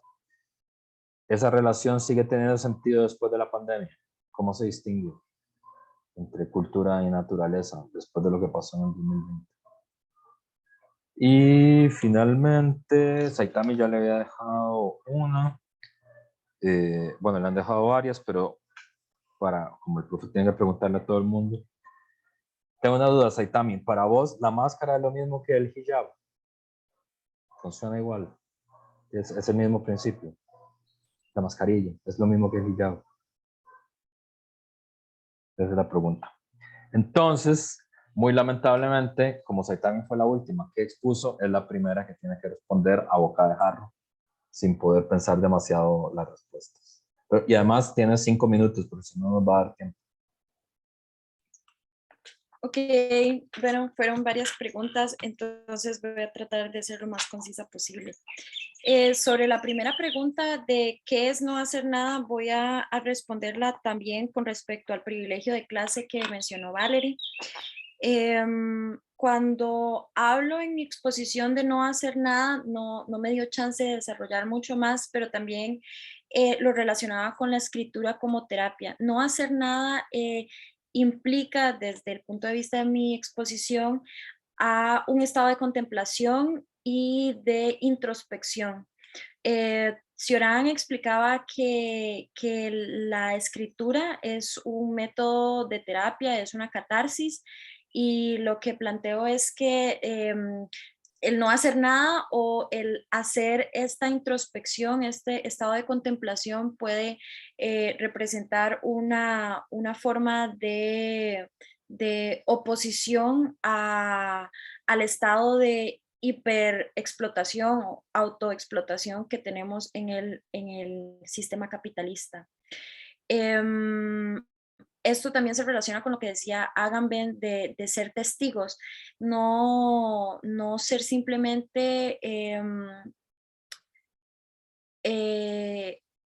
agentes como un tornillo dentro de esta gran máquina, sino testigos activos de lo que está ocurriendo, describir lo que está pasando, vivirlo, como en el texto que Agamben mencionaba. Espero haber respondido esa pregunta. Y con respecto al privilegio de clase, efectivamente es una propuesta, y lo mencioné al puro final de la exposición, que sí tiene en cuenta que el ocio es un privilegio de clase, igual que el cuidado de la salud mental. No todo el mundo tiene la capacidad para sacar un momento para tener ocio, momentos de ocio, pero creo que hacer esta crítica no excluye que el ocio sea importante y más bien es una problemática que sea un privilegio de clase y que no sea un derecho para todas las personas. Debe verse como una forma de autocuidado y no como un lujo. Con respecto a cuál es nuestro punto de vista sobre el Estado totalitario en Costa Rica, que me parece que fue Edgar o Emanuel el que lo preguntó, creo que no nos enfrentamos a un Estado totalitario en Costa Rica, pero sí a discursos quizás totalitarios que nos podrían llevar a un Estado totalitario. Hay discursos muy peligrosos y creo que la sociedad costarricense se encuentra muy enajenada en lo mismo, en redes sociales, en noticias falsas. Creo que es importante que la sociedad tenga medios de información mucho más amplios y diversos para que haya un diálogo real entre el Estado y la ciudadanía y para poder pues evitar estos discursos totalitarios que vienen de la mano con el terror y con meternos miedos con respecto al otro, con meternos miedo con respecto a quienes son diferentes. Si nos encontramos en un estado de excepción durante el 2020 en Costa Rica, entiendo que se declaró un estado de emergencia nacional que tiene las mismas características que un estado de excepción. Efectivamente se limitaron nuestros derechos a la circulación, que es un derecho constitucional, entonces sí, nos encontrábamos ante un estado de excepción que suena muy fuerte. Costa Rica lo denominó estado de emergencia nacional, pero por ejemplo, hoy nos encontramos en un estado de excepción en Ecuador, por ejemplo, pero por manifestaciones políticas con respecto a los impuestos, un poquito parecido a lo que pasó con Chile. En ese sentido, el Estado no solamente decretó el estado de excepción, sino que también efectuaba actos de violencia en contra de la sociedad civil. Entonces, no es posible comparar un estado de excepción como lo es en Ecuador o en Chile, como lo fue el estado de emergencia nacional en Costa Rica. Sus fines y sus objetivos eran distintos. Y además el estado de excepción se encuentra dentro de la legalidad constitucional de un estado. Costa Rica puede... El gobierno puede emitir un estado, decretar un estado de excepción sin que eso venga a representar una falta a la legalidad. Muy positivista, de acuerdo con Arendt. Y el hijab y la mascarilla no son lo mismo, no son lo mismo. Ambas tienen características de cubrir, de aparentar, de resguardar, pero no tienen la misma, el mismo fin.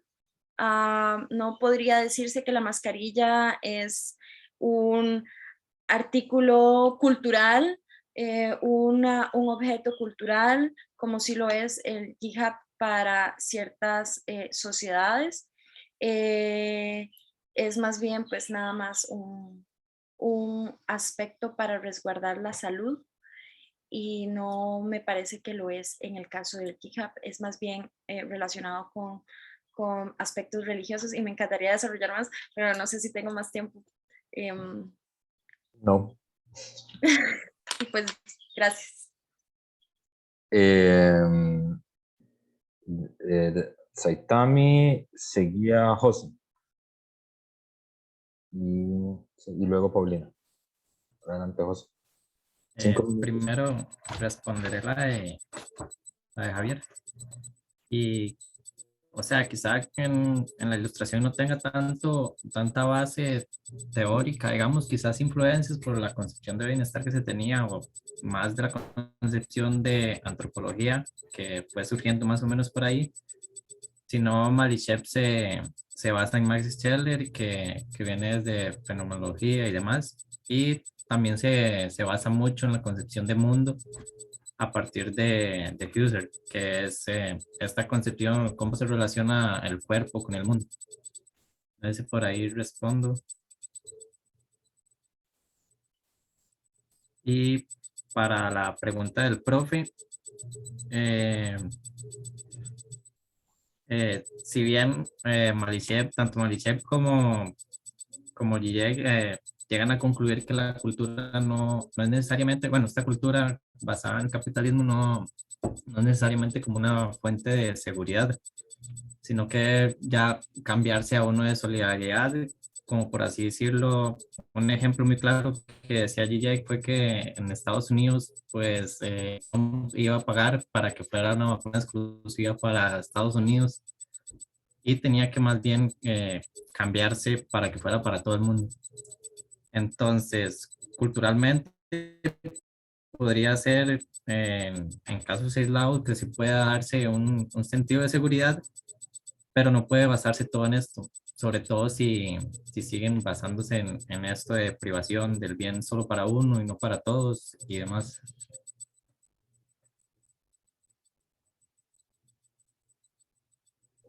¿Concluiste, José? Sí. Listo, gracias. Paulina. Hola. Bueno, con la primera pregunta de si la reducción del bullying produciría en el futuro sociedades más democráticas, yo creo que sí, porque no solo, digamos, porque habría menos incidencia de violencia en la infancia, sino también como por las mismas herramientas de cómo darse cuenta que existe, de cómo prevenirlo y de cómo tratarlo, ¿verdad? Y inclusive lo que mencioné de las estrategias como del diálogo, porque esto crearía como más empatía y como más apertura, ¿verdad? Como entender que existen como otras voces, otras identidades y que la colectividad, ¿verdad?, está hecha de pluralidad y no solo de homogeneización. Y la del uniforme escolar, al principio iba a decir que no, porque lo pensé como que solo en la ropa y que además a veces tiene como ciertos beneficios, ¿verdad? Como tal vez alguna gente que no tiene como tanta ropa, entonces sirve como usar lo mismo. Pero luego quise cambiar de opinión y pensé que sí, porque luego pensé que es demasiado estandarizado, o sea, no es realmente solo la ropa, sino que siempre hay como conflictos con los estudiantes de que, o sea, si se tiñeron el pelo, si usan un alete o si lo que sea. Entonces, digamos, creo que tal vez sí se estandariza demasiado y eso, o sea, como que produce que las personas estén demasiado como acostumbradas a recibir órdenes y como nada más acatar sin digamos, sin espacio como a expresar su propio ser en detalles o como que, a ver, o sea, sí, como que no es solo la ropa, sino que definitivamente como que estandariza toda la personalidad. Entonces, yo, aunque primero pensé que no, creo que pensando lo mejor diría que sí. Ok, Paulina, gracias. Alondra.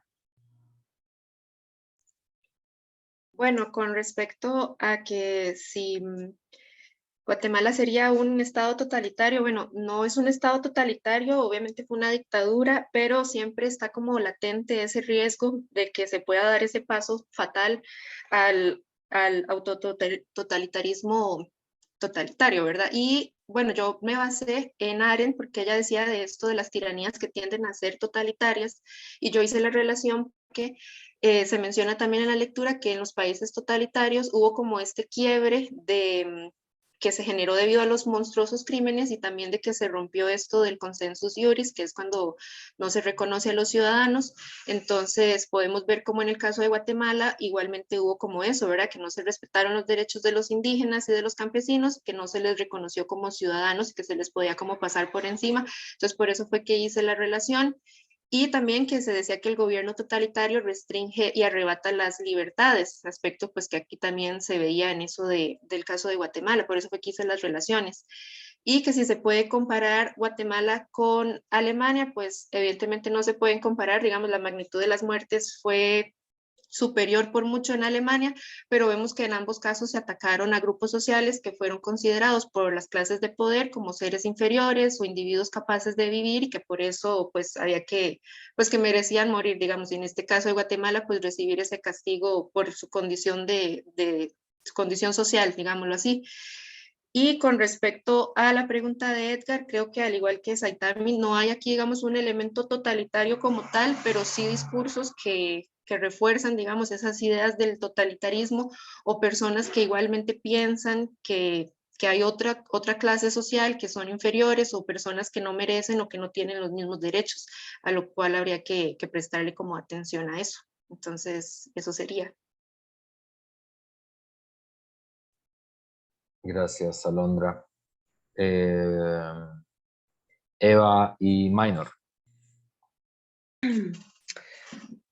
Bueno, para responder, tal vez para agregar a las respuestas de Saitami y de Alondra, a la pregunta de Edgar, yo estaba pensando, bueno, primero que quizás el totalitarismo, no sé, en Latinoamérica, pues es, hasta cierto punto lo podemos pensar, ¿no? Porque fue un fenómeno como muy europeo, sí, europeo, digamos, de ese otro lado, y no tan latinoamericano. Entonces, quizás hay que ver cómo hasta qué punto se puede usar o aplicar ese concepto aquí en Latinoamérica.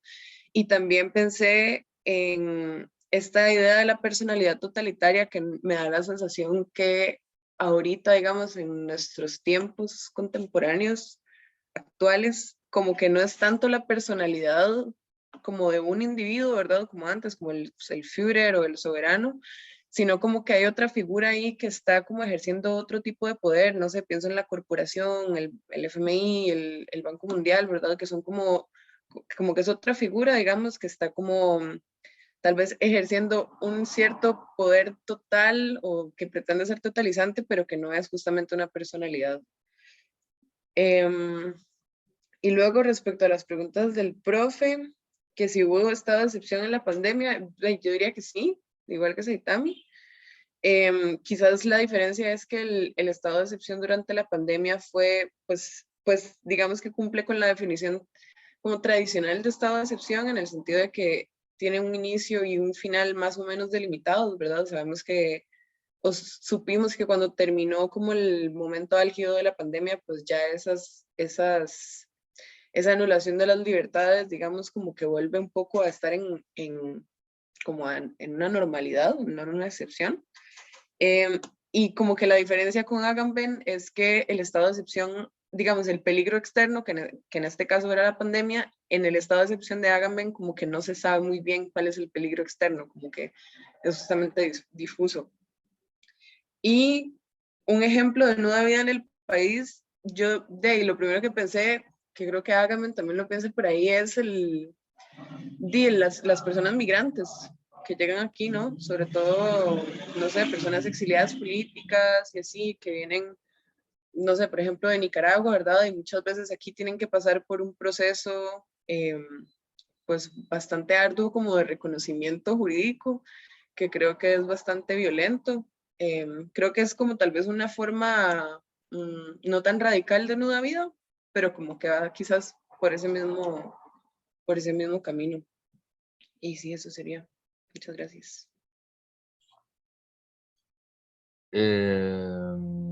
Minor. Ok, bueno, para responder primero a las preguntas del profe sobre la exigencia que tendría nuestra educación actual, yo me iría igual que Adorno, tratando de reducir lo que es el maltrato en la educación. Él dice que reduciendo el dolor que pueden sufrir los estudiantes, también se va a reducir esta barbarie, porque cuando una persona siente mucho dolor o le causan dolor, se acostumbra al dolor y al acostumbrarse a su dolor tampoco le va a importar el dolor de los demás y esto se da entonces cuando la persona ya empieza a causarle mal a otras personas y no toma conciencia de ello o más bien no le importa las consecuencias. Vemos como los nazis, es decir, cuando ya empiezan a hacer los campos de concentración. Yo diría que esa sería como una de nuestras exigencias en la educación actual, no hacer nada que le pueda provocar dolor a los estudiantes y hacer de este dolor algo que ellos puedan como evitar. en la educación. Con respecto a la pregunta de la tecnología sobre cómo limitan la desbarbarización, yo diría que porque nos acerca más a la información y a la vez estamos como más atentos a lo que está sucediendo, no solo en nuestro mundo circundante, sino también en otros entornos que tampoco están tan lejos, pero que no tenemos comunicación directa, y ver hasta dónde puede llegar el ser humano y tomar conciencia de ello para tratar de evitarlo. Entonces en redes sociales vemos todo lo que está pasando alrededor del mundo y con ellos podemos tomar conciencia, no solo lo que está pasando aquí en Costa Rica. Yo diría que también por eso las tecnologías sí juegan un papel importante.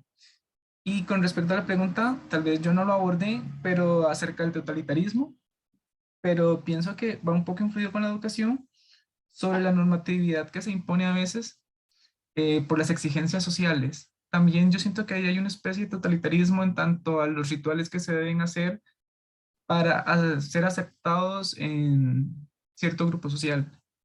No es algo como estricto o más bien algo deontológico, pero sí hay una pequeña especie de totalitarismo en lo que se exige a veces para pertenecer a un grupo. Yo creo que serían mis respuestas. Gracias, Minor. Bueno, siendo las, bueno, tengo varios apuntes de las respuestas, pero bueno, siendo las 10:45, no les voy a contrapreguntar, pero se los voy a dejar para que se lo lleven al almuerzo pensando, que son las siguientes, que es, si hubo estado de excepción, ¿por qué no hubo campus? Primero. La otra pregunta, que es la otra impresión que tiene que ver con el uniforme, que es si es estandarización, ¿cómo se garantiza la igualdad? Si la desigualdad es una de las principales formas de violencia y de discriminación, ¿verdad? Entonces, ¿cómo evitas la violencia que viene de la desigualdad si no igualas en la forma en la que la gente se viste y se ve, ¿verdad? Y la otra impresión que quería dejarles ahí pensando, ay, ¿cuál era? Ah, sí, lo de la tecnología y esto, y la ilustración, que es,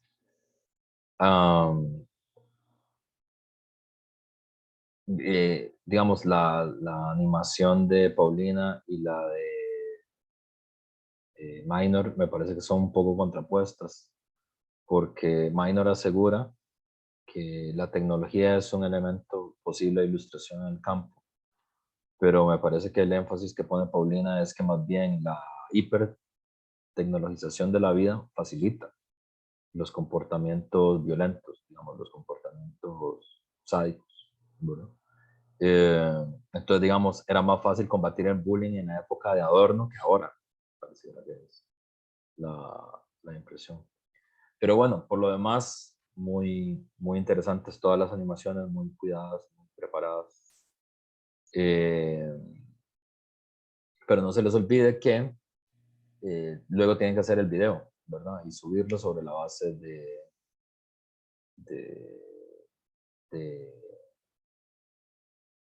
lo que les criticaron o lo que quieran mejorar de la animación propiamente acá.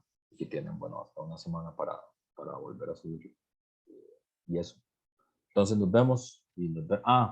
Con las lecturas, que tenemos un enredo con las lecturas. Yo quería señalarles que lo que vamos a discutir en las próximas clases va a ser la ocasión después de Auschwitz, que varios de ustedes lo usaron, pero no lo discutimos en la clase, y es un texto que a mí me parece importante ver.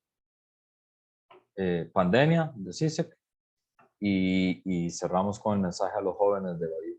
Son los 3 textos que nos quedarían pendientes de leer para que lo tengan claro. Profe, una pregunta. para el último foro, ¿serían esos 3 textos también? O... Digamos, los que van de último tienen ventaja porque formalmente tienen esos 3, pero se pueden agarrar de todo lo que hemos visto en el curso. Ok. ¿Verdad? Estaría así. Y bueno, ya, nos vemos la otra clase. Una pregunta, ¿qué extensión tiene que tener el ensayo? 8 o 10 páginas es lo que se estila en filosofía, más o menos. Ok. Ah, Gracias. y tengo un anuncio. Ah, bueno, Saitami tiene otra pregunta, perdón. Adelante.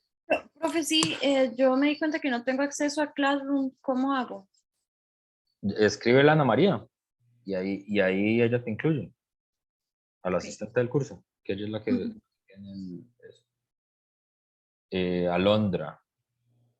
Profe, es que nos metimos a mediación y sale que la tarea, bueno, lo que hay que subir ahora está atrasado por 9 horas, pero había que subirlo ahorita después de clase, ¿verdad? Lo del material. Ah, sí. ¿A qué hora se los puse? No, ya Creo que les... estaba hasta ayer a medianoche. Ah, debe ser un error mío. Ahora se los activo para que los suban antes de que termine el día. No, tranqui. Eso fue un error mío. Y al Ya. Classroom sería solo el video, ¿verdad?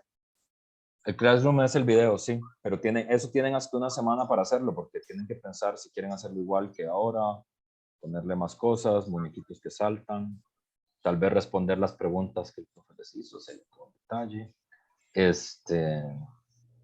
Y eso, uy, hay varias preguntas más. Ok, y lo último, ¿subimos solo lo que presentamos ahorita o también le subo como el texto que redacté para realizar el foro o todo lo que hemos utilizado para Los realizar? materiales que hayan usado. Ok, listo, gracias. Angie. Profe, era con respecto al mapa conceptual, que yo sí lo subí y me aparece ahí, pero me aparece tarea no entregada por si acaso. No sé por qué me aparece en mediación tarea, o sea, retrasada por tantas horas, pero sí veo el documento de Word ahí mismo. No sé por qué pasó eso, pero porque no sé si ya lo revisaron, por si acaso para que revisen. Okay. Listo. Gracias. Y les tengo ¿cómo se dice? Un anuncio parroquial pero que esto es voluntario. El 20 de julio, que yo creo que muchos de ustedes supongo ya tienen planes de estar haciendo absolutamente nada, como recomendó Saitami, vamos a tener una actividad que creo que les puede interesar, que les quería invitar. Es una actividad que vamos a hacer en el marco del doctorado, porque vamos a tener un conversatorio con 2 intelectuales, una cubana, Joan Callejon del Río, que dirige el Instituto de Investigación Filosófica de Cuba. Es una experta en temas de utopía y movimientos sociales en América Latina. Y César Rendueles, que es uno de los traductores y curadores de la obra de Marx, de Polanyi, de Gramsci, y uno de los autores de varias de las intervenciones que a mí más agudas me parecen, del mundo contemporáneo, sociofobia, el bruto y contra la igualdad de oportunidades. Lo vamos a tener el 20 de julio a las 9 de la mañana, será un conversatorio. Yo sé que es un horario antiestudiantil y creo que ustedes ya estamos fuera de clases y eso, y muy probablemente muchos de ustedes ya tengan la mochila subida al bus para ir a la playa. Pero igual les quería invitar porque por las temáticas que ustedes han presentado en el curso, creo que les puede parecer interesante. Y es un conversatorio sobre la izquierda y la cuestión democrática. Es un conversatorio abierto. Entonces esa invitación está ahí, es el 20 de julio a las 9 de la mañana. Pero obviamente como estamos fuera de elecciones, si quieren ir. Y listo, ahora sí, creo que son todos los anuncios y todas las preguntas respondidas. Y bueno, nos vemos el otro, ¿qué es? Martes, no, el viernes, para discutir el texto de Adorno.